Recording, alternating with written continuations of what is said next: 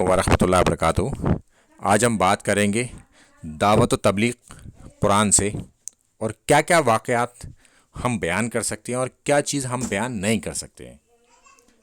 इसमें नंबर 1, अल्लाह के रसूल सल्लल्लाहु अलैहि वसल्लम ने फरमाया कि मेरी तरफ से पहुंचा दो ख्वाह तुम्हें एक आयत भी आती हो, यानी कि दावत व तबलीग कुरान से हमें करनी है।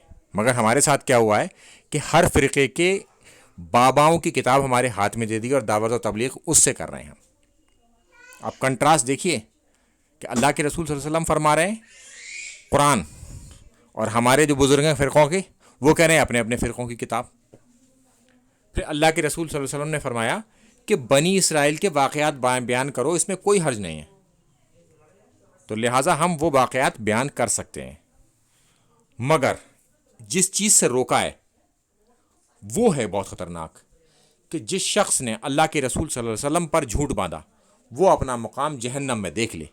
लिहाजा सही सनद के साथ जो हदीसें हैं हमारे पास वो ही बयान करनी चाहिए। अगर कोई ज़ईफ़ बयान करता है, यानी कि गैर सही बयान करता है, जो सही नहीं है, तो उसके साथ में वो बता दे कि ये हदीस सही नहीं है, और जो सब सही बयान करे वो बता दे ये सही है।